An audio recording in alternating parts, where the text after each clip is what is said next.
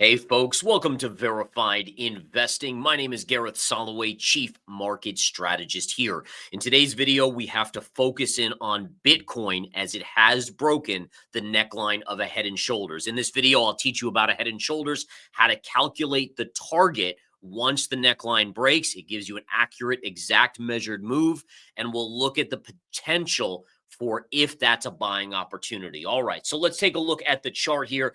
Most people would look at this chart and say, oh, Bitcoin's down a little bit off all-time highs, but no big deal. And in all fairness, you're right. It's not down that much. If we do a measurement from the all-time high, Bitcoin has dropped 12% from those all-time highs. But patterns can dictate future moves. And that's where we go into the Head and Shoulders pattern. So what we do here is we select Head and Shoulders, and very clearly, this would be considered a shoulder. This would be considered the head, and this would be considered the right shoulder. Now, what's important here is the neckline. Now, what's the neckline here? And that's the most important thing for a head and shoulder pattern. The neckline is basically armpit low to armpit low. Connect those 2 points, and that creates the neckline.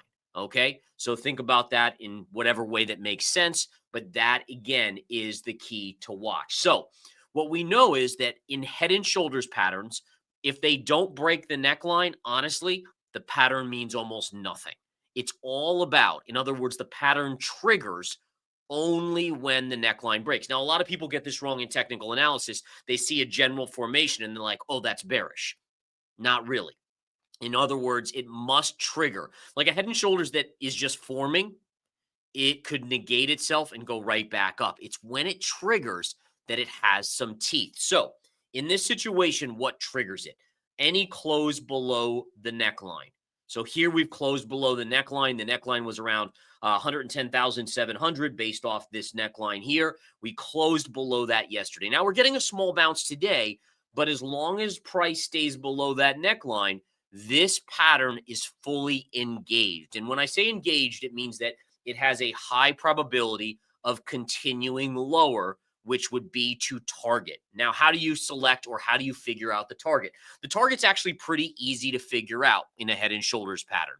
Okay. Now, by the way, for those of you that are new, Head and Shoulder patterns are bearish if you didn't gather that from what I already talked about in the video. And if you hear the term inverse Head and Shoulders, that is a bullish pattern. So Head and Shoulders are bearish patterns once triggered. Inverse Head and Shoulder patterns are bullish once triggered. What's the trigger? The neckline break on a closing candle basis. That's important. It's got to close, right? All right. So how do we calculate the target? What we do here is we take the highest point of the head, wherever it may be. In this case, is it over here? Nope, over here, right? This was the highest point. Put a line there and drop a plumb line straight down to touch the neckline. See how I did that? Right to the neckline. That is your measurement for a completion of the move. What you do is then you take that, and wherever the neckline broke from that point on the neckline, which is right here, right? Notice how I'm not putting it to the low of the candle. It goes right to where the neckline was, where it broke. That measurement gives us our downside target. So in this situation, our downside target is approximately 90 to 91,000 on Bitcoin as a target level. Now, what's fascinating, and this is what I love about technical analysis, folks, is that in general, when you do one of these calculations, you'll come up that the target also coincides with other major technical levels. So in the case of Bitcoin here, notice how we have this trend line here, which is close to this area. And if we drag this through, look at this. Look at how hits here, right along here. It hammered, and then broke and kind of went back up, struggled, kind of tried to go back up, then finally broke up. So this would be a very accurate retrace to a former scene of the crime where there was former a major level.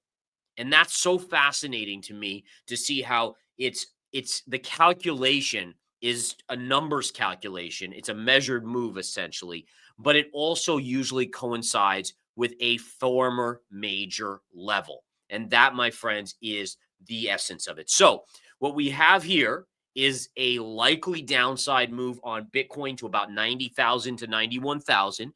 At that point, would we expect a bounce? And the answer is yes. Why? Well, because not only is it the measurement, but it's also a former level here. And let's be fair. I mean, there's other factors here as well, right? I mean, if we look at this chart on Bitcoin and we look at this, I mean, you could make a case. Look at this. I mean, look at this. This is freaking amazing, right? So I'm going to take away this arrow. But look, if you take the October low, 2023 low, and you connect it right through here to this exact low, to this exact low, what does it give us? It gives us the same exact target. And that excites me, folks. That's where I get excited on the charts because now I just don't have a calculation of head and shoulders. I have also a secondary trend line and an upsloping ascending trend line that is all coinciding at that point. And that's the game here. The game is to figure out where there's the most factors arriving because when you figure that out, it means the probability of a buy there goes up immensely. So listen, if it's just the calculated target of a head and shoulders, okay, 70%, 65% chance of a good solid bounce. Once you start throwing in these other trend lines that coincide, now you're up to like 80%, maybe 85%. And when we're trading off charts, we always have to remember it is a probability game. There's no such thing as a sure thing. There's no 100%, but we want to get our probabilities as high as possible. And that's what we did right here, folks. Very cool stuff. I'll keep you guys updated. Have a great rest of your day. Take care.